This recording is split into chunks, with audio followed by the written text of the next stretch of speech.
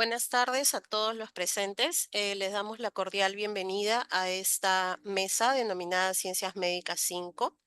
En esta ocasión tenemos a los profesores Daniel Cóndor de la Universidad Peruana Cayetano Heredia, cuyo tema que va a presentar a continuación es la evaluación de la implementación de una historia clínica electrónica para el control de crecimiento y desarrollo del niño.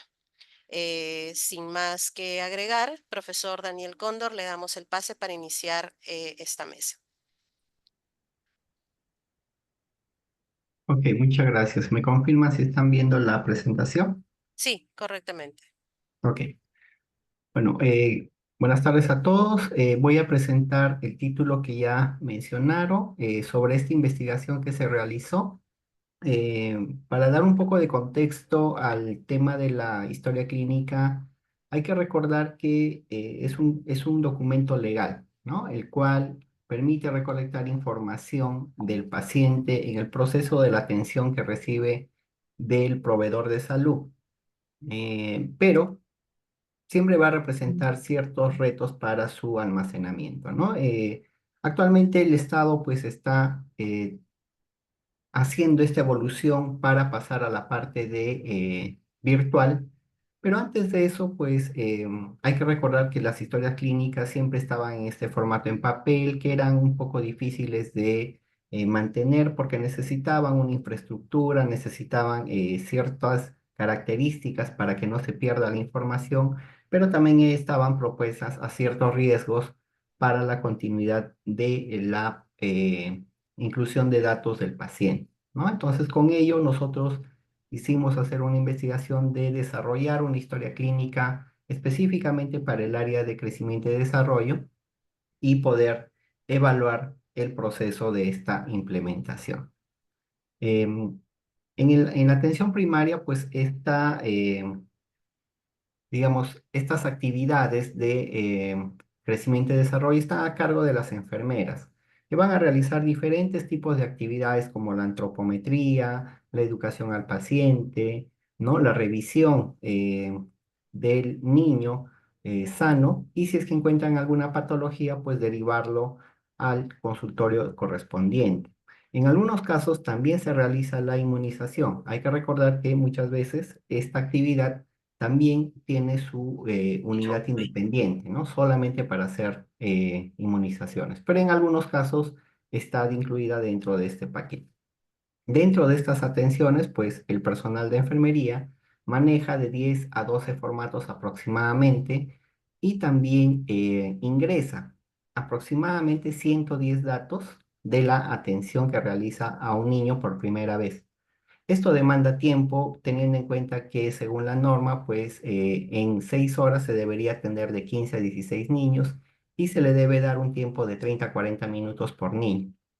En ese sentido, pues rellenar una gran cantidad de formatos no ayuda, digamos, a optimizar la atención en el niño, ¿no? Entonces, por ello, se quiso desarrollar una historia clínica tratando de simplificar estos formatos de una manera más simple, más amigable, evitando datos repetitivos para lograr así mejorar los tiempos y también mejorar la recolección de la información. Por ello, este estudio de investigación tuvo como objetivo general determinar si el tiempo de llenado de los datos en una historia clínica electrónica para la atención de niños en crecimiento y desarrollo es menor al tiempo de llenado en una historia clínica de papel. Y también mencionamos 5 objetivos específicos. Primero hicimos el desarrollo de la historia clínica electrónica, describir este proceso, cómo se ha desarrollado, explorar si el tiempo de llenado de datos está asociado a algunas características del profesional que ingresa los datos, comparar la cantidad de datos omitidos en la historia clínica electrónica versus la historia clínica en papel y determinar el nivel de satisfacción de los usuarios. El diseño de este estudio, pues, es un diseño de investigación aplicada, ¿no? Descriptivo, de implementación. Se realizó en la red de salud Ventanilla, la cual cuenta con 15 establecimientos de salud, pero solamente 10 eran elegibles. Ahora les explico por qué, ¿no? De estos 10 solamente se seleccionaron 4 para poder ser intervenidos a través de un sorteo. La unidad de análisis que nosotros utilizamos fue la historia clínica electrónica y la muestra está alineada a nuestro diseño de estudio tipo cuña escalonada. Eh, Mencionamos, ¿no? Para una diferencia de tiempo, incluimos 5 escalones para 4 establecimientos y por cada escalón había 4 observaciones. En total, también revisamos 20 historias clínicas, tanto 10 en papel como 10 en electrónico, ¿no? Con un poder de 77,2%. Los criterios de inclusión que les estaba mencionando, de estos 15 solamente 10 eran elegibles porque debían contar con una computadora en el consultorio de CRED, contar con una impresora porque el sistema permitió imprimir informes, contar con conexión a internet estable, contar con electricidad porque se habían reportado pues que en la red ventanilla muchas veces había cortes intempestivos de la electricidad y contar con por lo menos 2 enfermeras que estén atendiendo en el consultorio de CRE. Por último, las historias clínicas revisadas fueron aquellas de niños que acudían por primera vez a su atención en su primer mes de vida. El diseño que hemos utilizado fue una cuña escalonada y de repente para que lo puedan comprender un poco, pues cuando hablamos de una cuña escalonada, estamos hablando que tanto la población de control es la misma que la población de intervención. En un primer momento, todos los establecimientos se les evaluaba sin la historia clínica electrónica, como ven los círculos sin pintar, recibían o los evaluamos sin tener la implementación. A medida que íbamos implementando, estos se iban pintando y al final todos los establecimientos recibieron la implementación. ¿Qué permite hacer este tipo de diseño? Que a medida que uno va implementando puede recoger errores, observaciones o algunas sugerencias del usuario final y con ello se va mejorando la implementación a medida que se va haciendo, ¿no? Entonces, este proceso es intuitivo, ayuda a interactuar completamente con el usuario y permite, pues, rescatar esas observaciones para el mejoramiento de la implementación. ¿Qué procesos hicimos en campo? Pues primero evaluamos los ambientes para ver que esté adecuadamente ordenado y que no se pierda esa interacción paciente profesional de salud, en este caso a la enfermera. Entrenamos a las enfermeras por 30 minutos, por 3 días, para que puedan utilizar el sistema. Acompañamos en cada momento de la atención a la enfermera con un cronómetro para medir cuánto tiempo demoraba en registrar los datos, tanto en la historia clínica en papel como en electrónico. Por último, hicimos una revisión de la historia clínica de papel para cuantificar el número de omisiones. El análisis, pues lo hicimos en Stata versión 18 y en EpiInfo versión 7. Evaluamos la intervención de los cofactores utilizando una regresión lineal y controlamos, pues, las observaciones por usuario y escalones por establecimiento. ¿Qué resultados obtuvimos aquí? Primero, sobre el desarrollo, pues la historia clínica que nosotros desarrollamos estuvo bajo la normativa del Ministerio de Salud. El lenguaje que utilizamos fue Python versión 2.7, la base de datos fue en Django. La historia clínica fue modular, es decir, llevaba de manera ordenada a cada uno de los puntos que el usuario necesitaba, ¿no? Empezando en la afiliación y terminando en la cita del paciente. Aquí una captura de imágenes de los módulos que se desarrollaron, ¿no? Y en algunos de ellos, pues se brindaba sugerencias del diagnóstico que podría tener el niño, pero quien tomaba, pues la decisión final era el usuario, ¿no? En este caso la enfermera, para corroborar si era correcto o no. Después de ello ya podemos presentar estos resultados. ¿Cuántas mediciones hicimos al total? 83. Cabe mencionar que nosotros inicialmente mencionamos que íbamos a hacer 4 mediciones por cada establecimiento de salud, pero hubo oportunidades de hacer una medición más, como por ejemplo en el primer escalón, que hicimos 5 mediciones para el establecimiento número 1 y para el establecimiento número 4 también hicimos 6 mediciones en el cuarto escalón. Así tenemos este total de 83 mediciones. Con respecto al tiempo, lo que pudimos capturar es que a medida que nosotros sigamos implementando, y acá pueden ver, tenemos el primer escalón donde tenemos el crudo de los datos. Cuando hicimos la primera medición, pues el tiempo se mantenía, excepto en el cuarto escalón, porque ahí hubo una situación donde se reportó que el personal pues que ingresaba los datos a veces omitía ciertos datos y eso hacía que el tiempo en ingreso de datos pues era menor. Una vez que empezamos a implementar ya la historia, pues clínica electrónica, los datos como ven iban variando, ¿no? Esto lo podemos verificar en el escalón uno específicamente. Toda esta medición de los escalones lo hicimos en 12 semanas y a medida pues que íbamos implementando, al final tuvimos ya los 4 establecimientos implementados con la toma de tiempo del ingreso de los datos a la historia clínica virtual. Esto lo podemos corroborar aquí en un gráfico donde podemos ver el promedio, ¿no? Inicialmente estamos hablando de 690 segundos, perdón, en el ingreso de los datos, que aproximadamente son 11 minutos y medio. A medida que se implementaba la historia clínica electrónica, pues, estos fueron descendiendo. Cuando terminamos en el último escalón, hubo una subida. Y esto se debe a dos cosas, ¿no? Primero, como mencionamos, había un establecimiento donde había un usuario pues, que omitía ciertos datos y esto reducía el tiempo. Y segundo, el tiempo de adaptabilidad al sistema. Recordemos que cualquier sistema electrónico, cualquier software que nosotros utilicemos cuando somos nuevos usuarios, tenemos que tener un periodo de adaptación. Y a medida que lo vayamos utilizando frecuentemente, el tiempo de uso va a ser menor, ¿no? Entonces, esto tiene relación a ello.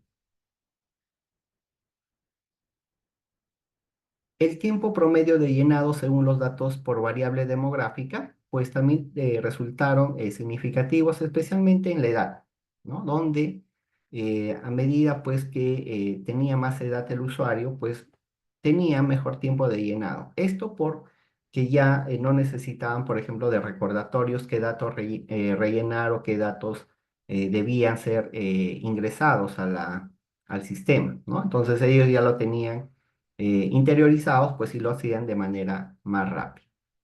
Con respecto a la experiencia, pues no hubo, digamos, mucha claridad en en la significancia, pero esto ya corresponde cuando hacemos la regresión lineal, pues ahí hacemos el ajuste y vemos que a partir ya de la historia clínica electrónica, pues hay una reducción de tiempo, ¿no? Hay una reducción de tiempo significante y también tanto por la edad y la experiencia laboral, que son datos significativos. Es decir, que mayor experiencia, pues denota que hay más completitud de los datos y también por la edad, a mayor edad tiene mayor rapidez en ingresar la información hasta cierto punto, porque había también usuarios mayores de 45 años en que reportaron unas demoras, ¿no? Pero que haciendo el ajuste, pues se ve que también es significativo. Sobre la completitud de los datos o los datos omitidos, revisamos la historia clínica en papel y corroboramos acá que existe una correlación que a medida que se omiten más datos, el tiempo de llenado pues va a ser menor, ¿no? Entonces, de los 110 datos que se tenía que rellenar en la atención de los niños, pues había un rango, un promedio de datos omitidos de 13,9, con un rango entre 9 a 19 datos omitidos. Entonces, esto es necesario para comprender toda esta implicancia, ¿no? Sobre la satisfacción de la historia clínica electrónica implementada, pues todos los usuarios, en la mayoría estuvo satisfecho. Eso sí, siempre recolectamos las observaciones que nos hicieron llegar para poder hacer mejoras en ese sistema. Ya para ir terminando, pues yendo a la discusión, otros estudios han medido también el tiempo de llenado, pero en un periodo más largo. Nosotros lo hicimos solamente en 12 semanas y hemos encontrado pues una reducción de tiempo positivo, ¿no? Entonces, este tipo de diseños de cuña escalonada pueden ayudar a esta mejora. Aún son pocos los estudios que evalúan la omisión de datos. Hemos visto que dentro de la atención pues, va a repercutir en la calidad de la atención y posteriormente en el seguimiento del propio paciente. El sistema que nosotros hemos utilizado en la historia clínica electrónica, que fue modular, pues ha mejorado la integridad de los datos. Por último, la implementación de una historia clínica electrónica en el consultorio de crecimiento y desarrollo redujo el tiempo de llenado y la frecuencia de datos faltantes, ¿no? Hemos visto que la historia clínica electrónica ha sido aceptable y satisfactoria por los usuarios finales, ¿no? Resultando ser útil para la atención de los pacientes en esta unidad. Y bueno, esto era lo que yo quería compartirles. Muchas gracias por su atención. Muchas gracias a usted, profesor, por compartir su presentación con todos los asistentes. Recuerden que cualquier consulta, o pregunta o comentario la pueden hacer por el chat y los expositores van a ir respondiendo a todas ellas. Muchas gracias, profesor. Continuando entonces con esta mesa, le damos el pase a la profesora Sonia Uywa para que nos presente su tema, que se denomina Habilidades sociales en adolescentes desde la enseñanza virtual, programa educativo de fortalecimiento en Amazonas, Perú. La profesora es docente en la Universidad Nacional Toribio Rodríguez de Mendoza. Adelante, profesora, la escuchamos. Bien, buenas tardes con todos. Muchas gracias por la invitación. Reciban un saludo cordial de parte del rector de la universidad, el doctor José Luis Maicelo Quintana. Bien, en esta oportunidad lo que yo voy a presentar son los resultados de un trabajo que se realizó post pandemia sobre habilidades sociales en adolescentes desde la enseñanza virtual, en donde se implementó un programa educativo con la finalidad de ver cómo esas habilidades sociales que habían sido, de alguna u otra manera, habían sido reprimidas por el encierro obligatorio que se tuvo, y más aún en la etapa de adolescencia, donde todos sabemos de que el adolescente, por el proceso hormonal y a la vez por la interacción social que de por sí ellos tienen, más aún en esta etapa, fue cada vez más sufriendo ese daño. ¿Me confirman si pasa la diapositiva, por favor? Sí, profesora, está pasando. Gracias. Bien, frente a lo que es este encierro, qué es lo que ocurrió? Aparentemente se pensaba de que dentro del hogar la familia iba a ser una fortaleza para que las personas o los adolescentes, los niños, puedan interactuar de manera adecuada con los integrantes de la familia y así también llevar de manera adecuada la enseñanza virtual. Sin embargo, el Ministerio de Salud que nos reporta también que la violencia intrafamiliar había aumentado, y esto definitivamente que repercutió no solamente en el adolescente, sino también en todo el entorno social que estaba en ese momento. Y en ese momento el único entorno social que tenía era la propia familia. Entonces, teniendo en cuenta esta problemática y más aún que la virtualidad realizada era contacto cero con lo que son de su propiedad, el adolescente muchas veces se podía reprimir de lo que son sus habilidades, reprimir de lo que son sus emociones, y más aún no podían transmitirlo. Entonces, solamente la interacción a nivel de una pantalla, a nivel de un teléfono, las tareas en el hogar, definitivamente que iba a encontrarse alguna repercusión en sus habilidades sociales de que por sí ellos habían dejado de practicar.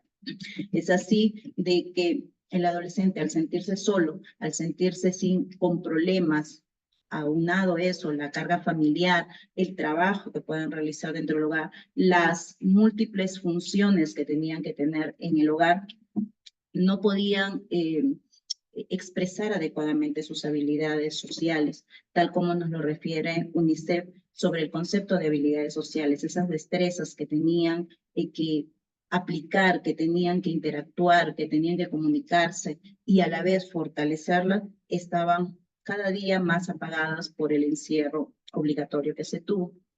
Es por ello de que después del encierro, una vez obtenida ya la salida a las instituciones educativas, se quiso determinar cómo se encuentran actualmente esos adolescentes post pandemia y esas habilidades sociales, ya que esa falta de interacción entre sus propios pares había sido dañada.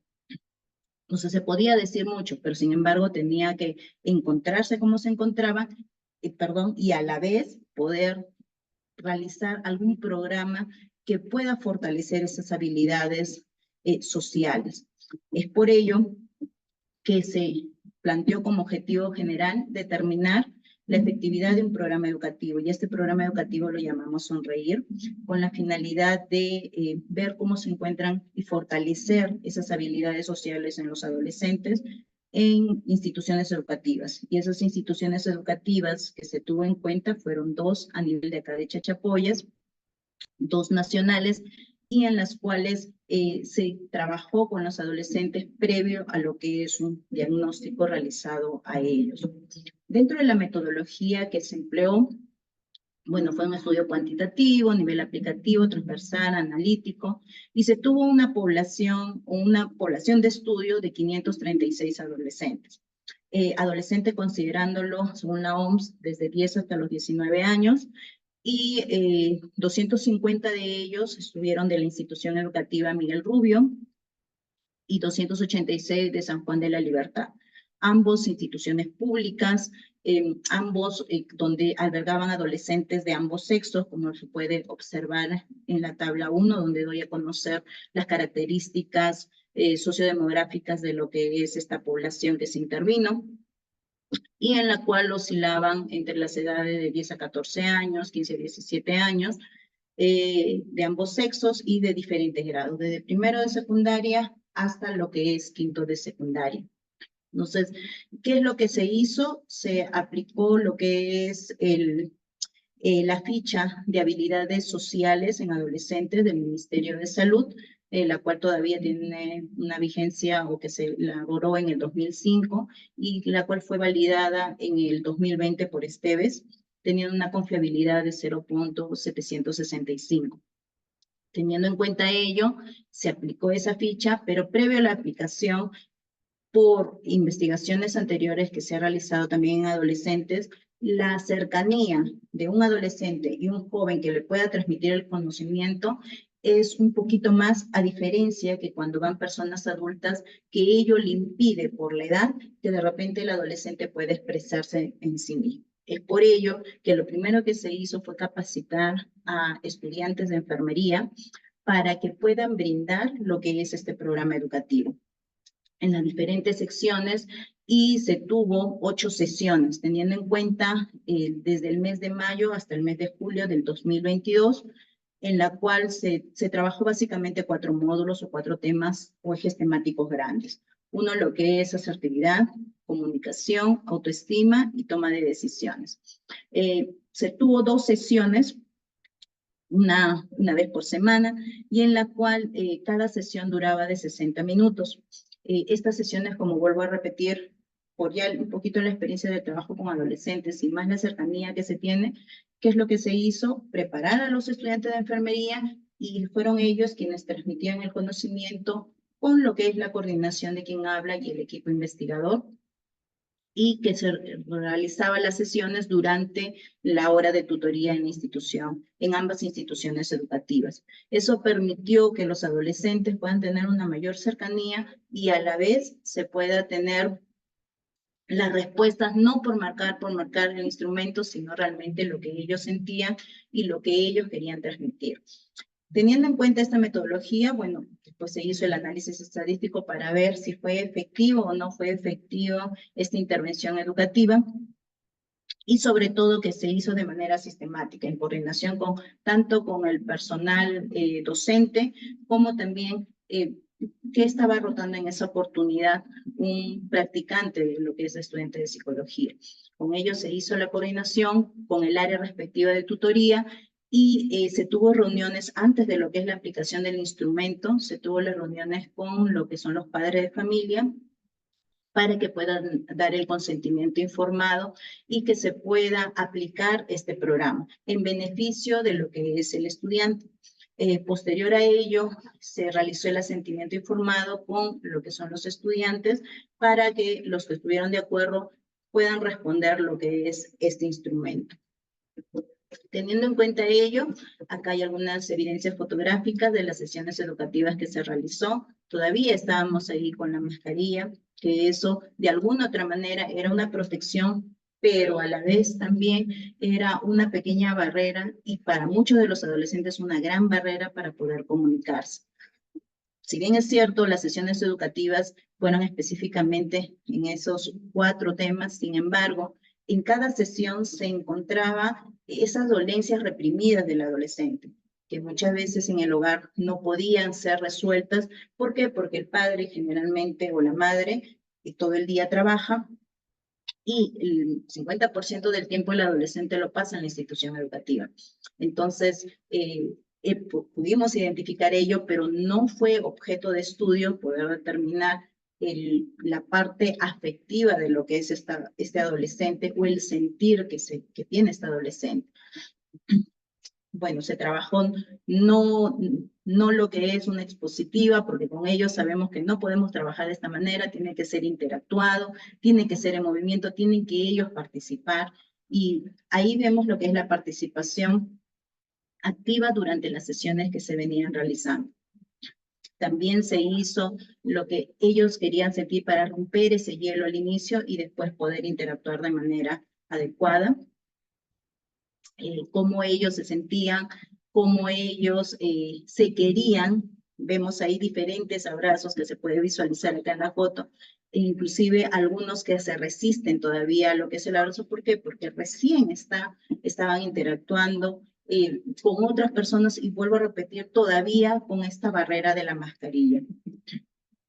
La interacción que ellos tenían de diferente manera, y también contándose entre ellos mismos las dolencias que podían tener antes de las sesiones educativas o dependiendo del tipo de sesión que se venía a dar. Básicamente era una sesión vivencial por el mismo hecho de que no se quería tener una exposición y darles a conocer de repente del tema que ya pueden ellos, por conceptos previos de los mismos docentes que les transmiten, que ellos ya lo conozcan. Entonces, lo que se quería en estas sesiones es que ellos interactuaran, que ellos dejaran esos dolores. En esta sesión fue una sesión muy hermosa en la cual los adolescentes mismos escribían por qué de repente, cómo ellos se consideraban, cómo ellos se sentían cuando hablábamos un poquito de autoestima.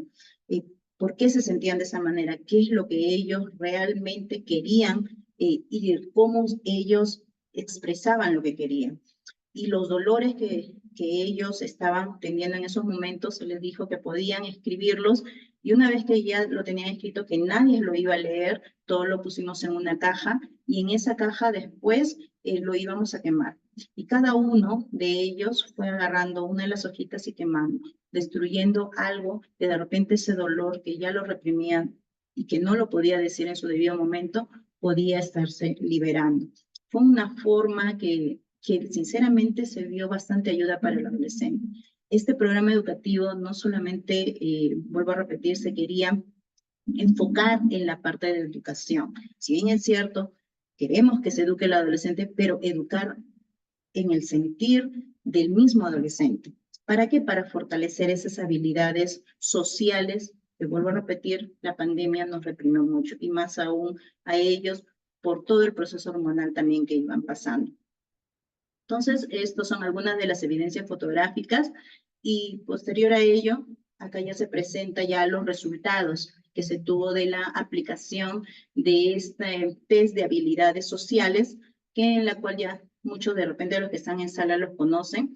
Es un test que va a determinar en qué nivel de habilidades sociales se encuentran lo que son los adolescentes, muy bajo, bajo, promedio bajo, promedio alto. Y si nosotros podemos observar de manera detallada el antes con el después, podríamos mencionar, fue casi mínimo. Sí, miren que fueron 8 sesiones educativas que se realizaron, que nosotros íbamos semana tras semana para fortalecer, no fue en un solo momento.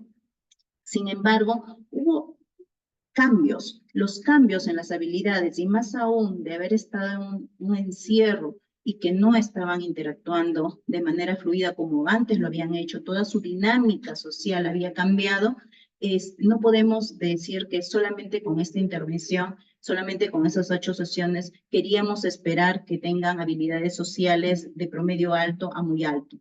Sin embargo, si hubo disminución de lo que antes había, por ejemplo, el 10.3% de niveles de habilidades sociales bajos cambió a un 6% después de la intervención. Esto es algo sostenible y que también muchos de los autores pueden manifestar, como bien tenemos ahí, que la educación en salud para adolescentes y entre pares de efectos positivos. Y aquí se está demostrando ello, donde los que mismo intervinieron bajo la supervisión, bajo el monitoreo, fueron lo que son jóvenes en intervención con adolescentes. También en Turquía, en el 2021, en un estudio encontraron que el programa de educación mejoró las habilidades sociales en adolescentes. Esto sí da buenos resultados, pero de manera sostenible, de manera ordenada. Y mucho recomiendo yo a través de este estudio de que se tiene que realizar también por pares, porque a veces los adultos no generan esa confianza en el adolescente, más aún si solamente vamos por momentos, a diferencia de lo que es un docente que todos los días le puede ver en la institución educativa. En cambio, cuando vienen jóvenes y que los jóvenes transmiten ese conocimiento a los adolescentes, eso les permite que traigan una mayor interacción. Entonces, después de lo que es el programa, la ejecución de este programa educativo, a través de la estadística de Wilcoxon, nosotros podemos ver que fue significativo la intervención y se vio logros en lo que es el antes de la intervención educativa y después de la intervención educativa. También en Profesora, cada una de las 2 dimensiones que se... minutos para finalizar. Gracias. También en cada una de las dimensiones que se tuvo en cuenta, vimos los cambios significativos tanto el antes como el después, como se puede apreciar aquí, y como vuelvo a repetir, no se esperaba todo el cambio a un muy alto o alto porcentaje en esta dimensión, tanto en asertividad como también en comunicación, que fue otra de los ejes que se intervino, y también en lo que es autoestima. ¿A qué podemos nosotros concluir después de esta intervención? Que si bien es cierto, tuvimos altamente significativo en las dimensiones de asertividad, comunicación, toma de decisiones y significativo en autoestima, se debe extrapolar también a otras instituciones educativas del país, no solamente instituciones públicas, sino también en privadas, y también que sea sostenible lo que es la intervención. Y una de las limitantes que se tuvo en el estudio, por más que fue 536 estudiantes, es una población pequeña a comparación de otros lugares y que se intervino solo en 2 instituciones educativas. Y frente a los resultados que se han obtenido, se puede enfocar de que se deben realizar también estudios cualitativos para mejorar las intervenciones y que sean estudios de repente hasta mixtos. Bien, eso es lo que se puede compartir de la intervención y del trabajo de investigación que se ha realizado. Muchas gracias. Muchas gracias a usted, profesora Sonia, por compartir su presentación. Tenemos algunos comentarios en el chat. La participante Siria Trigos nos dice, interesante su investigación, colega Sonia. Tal vez pueda compartir su artículo, ¿no? Están muy interesados en que pueda compartir su investigación, ¿no? Muchas gracias. Y bueno, continuando y ya para finalizar esta mesa, presento al profesor Enrique Aguilar. Él es de la Universidad Nacional de San Cristóbal de Huamanga, de Ayacucho, que nos va a presentar su tema denominado Germinado de variedades de la semilla de Chenopodium, quinoa, Willy, y su potencial terapéutico. Adelante, profesor, le damos el pase.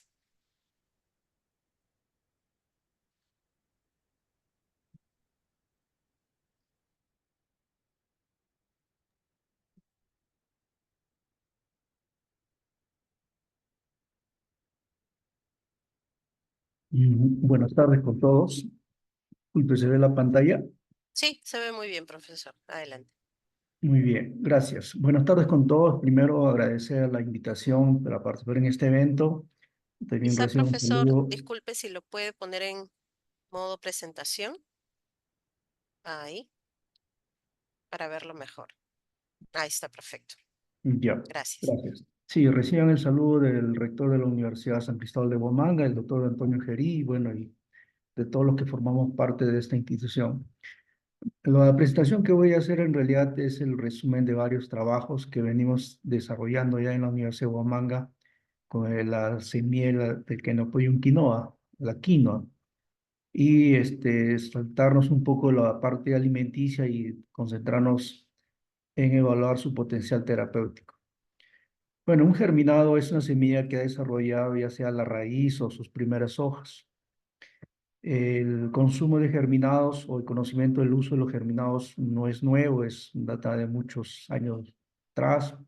En China hace 5.000 años ya conocían los germinados que utilizaban para prevenir enfermedades.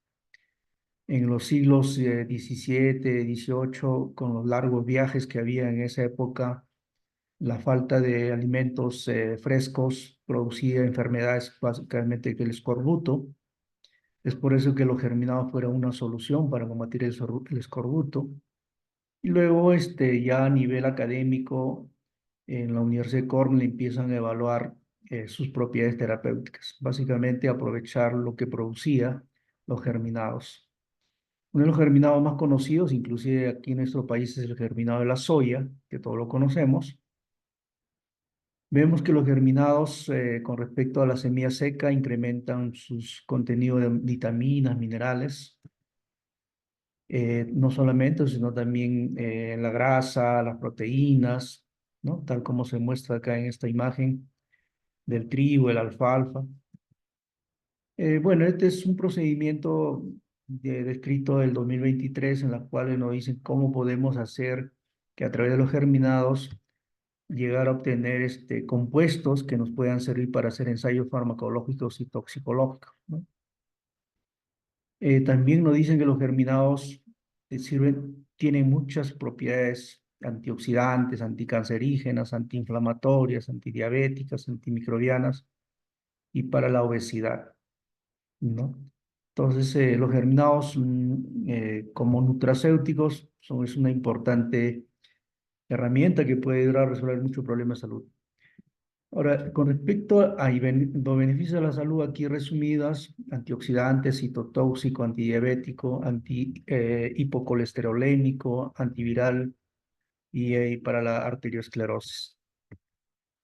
Con respecto a la quinoa, ya se conoce ampliamente todas sus propiedades alimenticias en cuanto a su contenido de energía, proteína, grasas, minerales. También se conoce su contenido en vitamínico, ¿no? Ya aparece un nuevo concepto que se llama la quinoa como alimento funcional, es decir, para prevenir enfermedades o para combatir enfermedades, y la quinoa puede ayudarnos a eso. Este es un reporte también en la cual se observa que cuando comparado con la semilla de la quinoa y los germinados de quinoa, observamos que, por ejemplo, en el hierro se incrementa de 10 a 14, ¿no? Hay un incremento de minerales y vitaminas.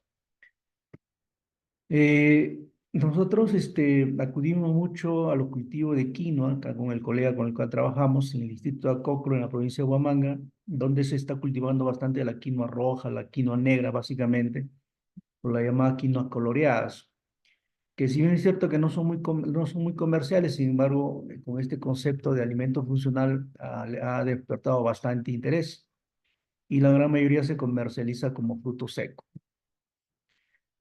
Como parte de nuestra investigación, hemos ido reuniendo muchísimas variedades, desde las quinoas amarillas, blancas, hasta las rojas, las negras, en las cuales ha sido insumo para realizar investigaciones, tanto del que habla como de los tesistas.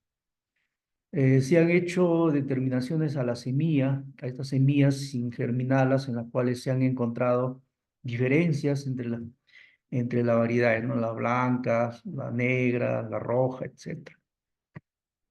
Y también se ha hecho su actividad antioxidante comparándolos entre las cuatro variedades, ¿no? Las cuatro variedades blanca, negra, roja y negra, con sus variantes. Por ejemplo, este es un reporte de 20 semillas de quinoa. Estos son los germinados. También hemos desarrollado estas competencias para obtener un buen rendimiento de germinados. Al comienzo no lo podíamos hacer, teníamos muchas dificultades, pero hoy en día ya tenemos esa expertise como se muestra en la imagen, ¿no? También se evalúa los rendimientos. Hay algunas que producen buena cantidad de germinado, sobre todo las blancas y amarillas. Las rojas y las negras producen un poco, pero sí hay una buena cantidad de germinado. Eh, el trabajo que nos propusimos hacer, primero, siempre la semilla de la quinoa se caracteriza por tener un sabor amargo por su contenido de saponinas. Entonces nosotros decíamos, ¿cómo podemos usar el germinado si tiene saponina, ¿no? Entonces nos propusimos determinar el contenido de saponinas, que son las sustancias que le hacen producir espuma a la semilla de quinoa, tanto en la semilla como en el germinado, ¿no? Como vemos acá, se tiene la variedad María Marangani y su germinado de la variedad Amarillo Marangani. También es algo a resaltar, ¿no? Si bien es cierto que este es amarillo, a veces pensamos que sus germinados son amarillos, pero la sorpresa nos da que en ese caso parece rojo, ¿no? Parece de una variedad roja, pero así da los germinados. Fue una investigación básica descriptiva. Consideramos 10 variedades de semilla de quinoa. La muestra fue 100 gramos. Obtenimos extracto y utilizamos como control una saponina estándar proveída por el laboratorio Sigma Aldrich, ¿no? Aquí tenemos las 10 variedades, ¿no? Vuelvo a repetir, siempre tratamos de cubrir la mayor variedad, de amarillas, de blancas hasta las negras, ¿no? Pasando por las rojas y las amarillas. Y también tenemos aquí los germinados, como les decía, que muchas veces la denominación indica un color de semilla, pero los germinados son diferentes. Por ejemplo, la blanca arete, pero tiene brotes rojos. La matachín tiene brotes amarillos, la negra joito brotes negros, la negra joyana brotes un poco amarillas, ¿no? Y así. Como diseño metodológico, decidimos de evaluar el contenido de las semillas, de contenidos saponinas en semillas sin germinar y germinadas. Y utilizamos los 3 métodos clásicos para hacer eso, que es el método espectrofotométrico, el método hemolítico y el método espuma. El método hemolítico es porque las saponinas producen hemólisis de los glóbulos rojos, y el método de la espuma porque las saponinas producen espuma. Y el método espectrofotométrico ya pues una cuestión de la naturaleza química de las saponinas que se encuentran en las variedades de quinoa. Ahí están los detalles, ¿no? Sobre quiénes son los autores de las metodologías, a qué longitud de onda se hacen las mediciones en el espectrofotómetro y la necesidad de utilizar una curva de calibración. Aquí están la vista de lo que se obtenía los resultados, el color con el método espectrofotométrico, el método hemolítico, en el cual en algunos vemos que hay hemólisis total, en algunas casi no hay hemólisis, y el método de la espuma midiendo la altura de la espuma que producieron.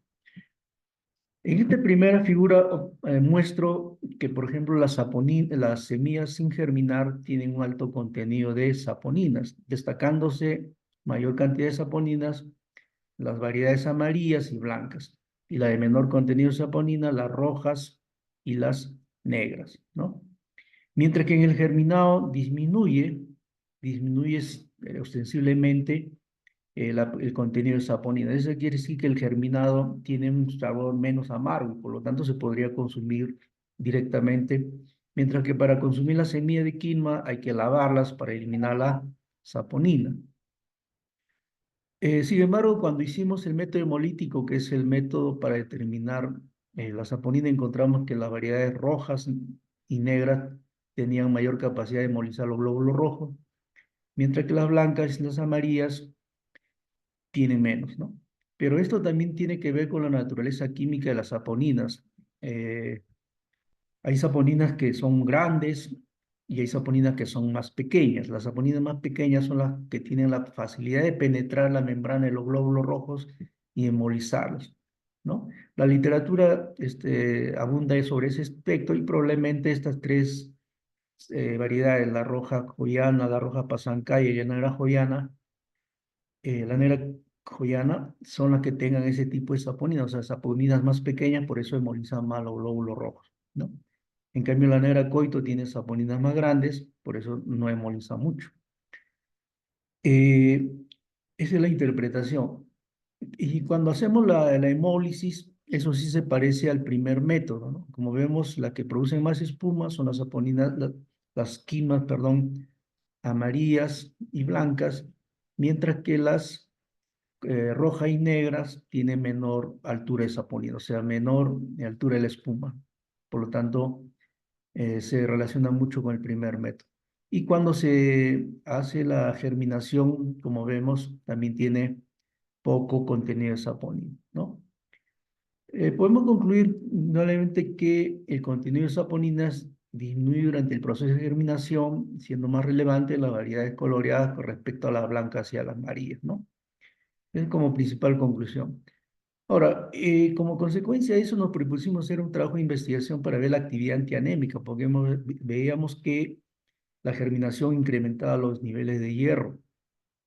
Entonces hicimos un método in vivo en la cual utilizamos ratas de laboratorio, a la cual se le inducía una anemia hemolítica con la fenilhidracina inyectada intraperitonealmente y evaluamos dos variedades de quino, la roja y la negra, que es la que nos había dado mejores resultados con el primer ensayo, ¿no?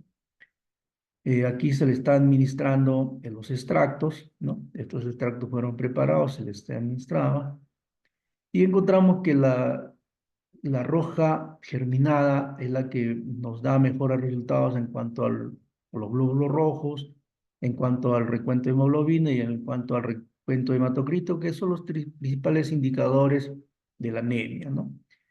Con respecto al blanco, lo observamos, ¿no? Y es superior a la negra, ¿no? Inclusive es superior a la sin germinar, ¿no?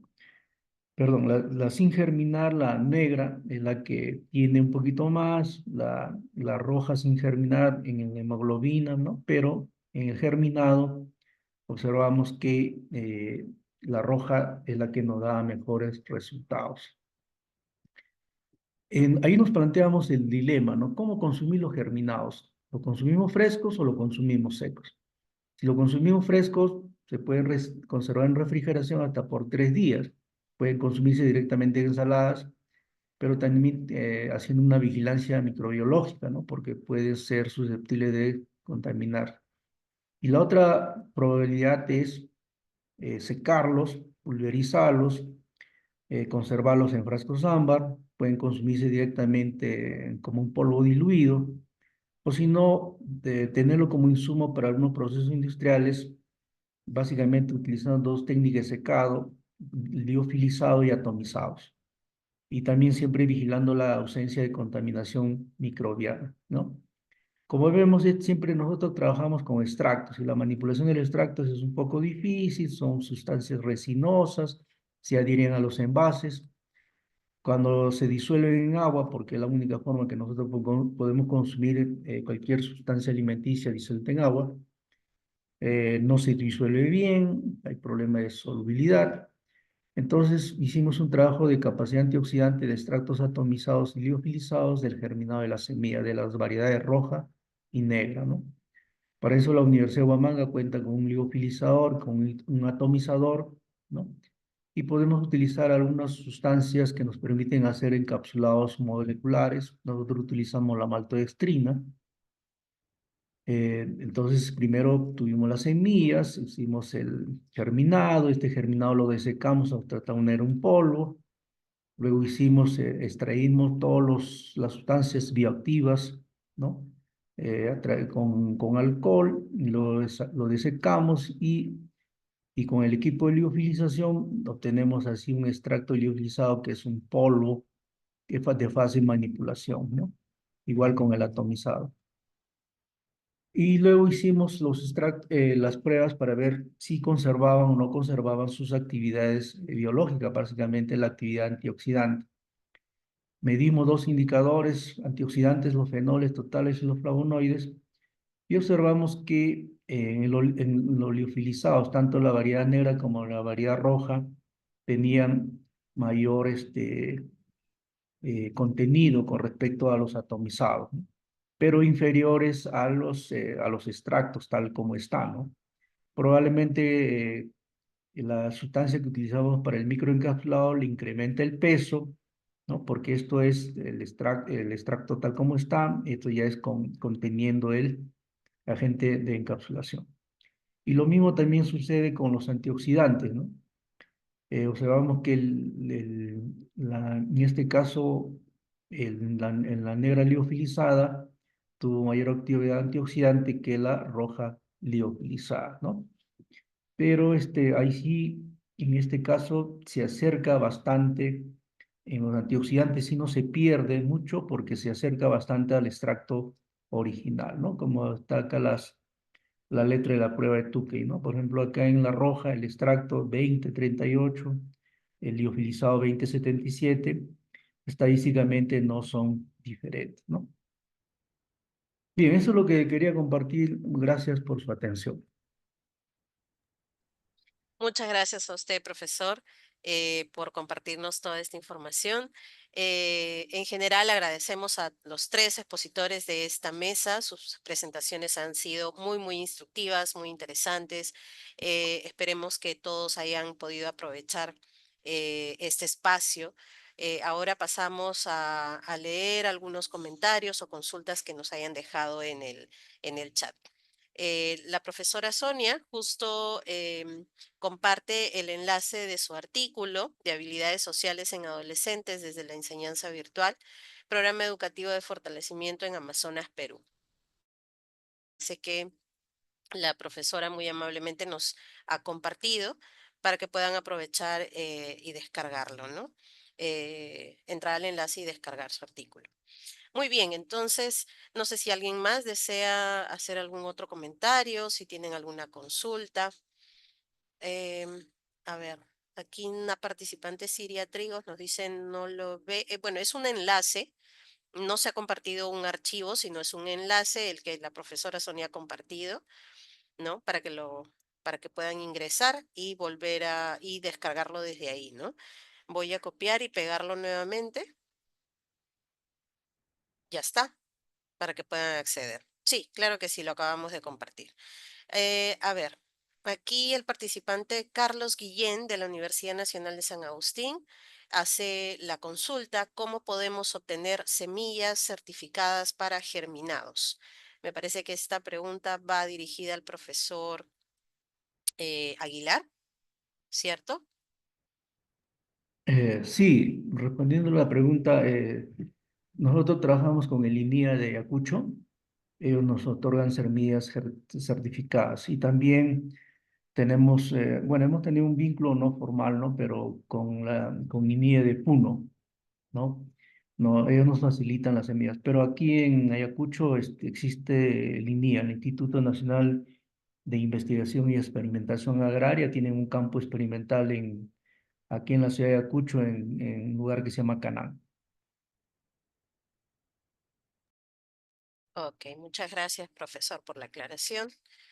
No sé si alguien más desea hacer alguna consulta. Aprovecho estos segundos para recordarles que se ha puesto en el chat también el enlace, el formulario de asistencia, ¿no? La asistencia se va a registrar únicamente para aquellos que ingresen a ese formulario y registren ahí su asistencia. Eh, no sé si alguien más quiere hacer alguna intervención, quizá algún comentario sobre cualquiera de las tres exposiciones o aparentemente todo ha quedado muy claro. Sí, a ver, nuevamente vamos a compartir el enlace del formulario para quienes no pueden acceder a él. Lo estamos poniendo nuevamente en el chat. Bueno, si no tenemos entonces más comentarios o consultas con respecto a cualquiera de las tres presentaciones, nuevamente les agradecemos a los tres profesores que han participado en esta mesa. Les agradecemos gratamente que hayan compartido sus investigaciones que han sido muy interesantes y sabemos que ha significado un arduo trabajo para lograr las conclusiones, ¿no? De todos sus temas que se han compartido ahora en esta ocasión. Los invitamos a seguir en esta semana de investigación, en esta quinta semana de investigación presentado por la Red Peruana de Universidades y Si no hay nada más que agregar, pues damos por finalizada esta mesa de ciencias médicas número 5. Muchas gracias a todos los asistentes también y los invitamos a seguir las siguientes mesas. Muchas gracias y damos por terminada esta mesa. Hasta luego. Muchas gracias. Gracias con todo. Hasta Muy luego. buenas tardes. Gracias.